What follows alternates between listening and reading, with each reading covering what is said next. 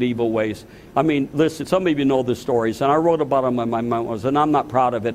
We had two little, listen, you don't know how tormented I was. And this is sick, and you'll probably think less of me, but this is what I did. We had two little beagles, Cuddles and Peanuts.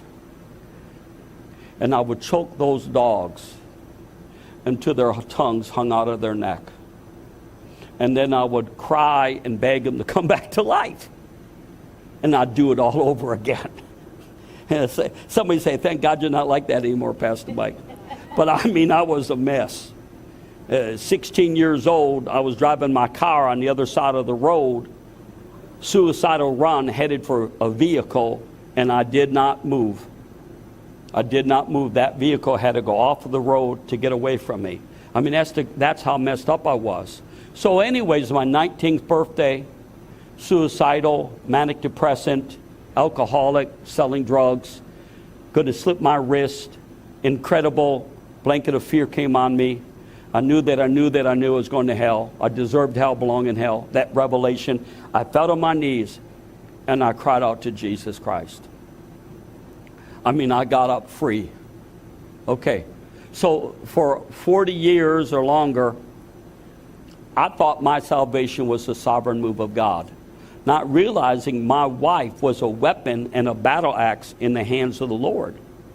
So I'm up here one day about 3 years ago. I'm telling you, this is what happened. I'm up here praying, Lord, thank you for my salvation. Thank you that you saved me. Thank you. And I look back and I'm telling you, I saw a girl, but she wasn't there, but I saw her. And she was about yay high with kind of long, reddish blonde hair, stringy, skinny thing. She had her hands lifted up. I saw her. I said, Lord, who is that? And the Lord said this to me. He said, that's why you're saved. I said, what? I started crying. I said, is that little girl, because she cried out for your soul, when she was about 10 to 12 years old, she's crying out for your soul, that it opened a door for me to step in and save you because you'd have gone to hell. I'm crying. I said, Lord, who is it? Who is it? And the Lord said to me, he said, that's your wife. Oh, I broke. And then she was gone. But I broke. I mean, I wept so hard I couldn't see. I see, because I loved my wife, but in my foolishness, I thought I was more spiritual than her.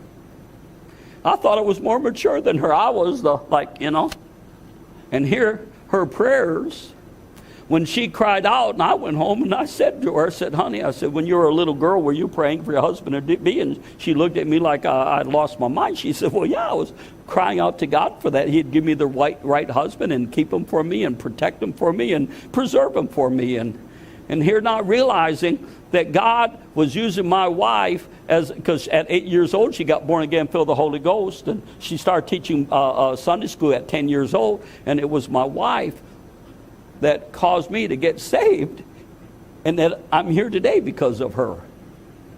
So we've got weapons. She wasn't complaining, she was praying. I think that's why I'm going to say this right now about the Spirit of God. I think there's a lot of people who would have a husband and wife if they would just start praying for them in faith. Just, Lord, I pray for them right now. You hear me, Pastor Michael? Have you been praying for your wife to be, Michael? I'm not trying to put you on spot, but Michael, you start praying for your wife and she'll be here before you know it. I know you don't think you deserve one, but listen, if we all got what we deserved, we'd be in trouble. You know what I'm saying? Can you say amen?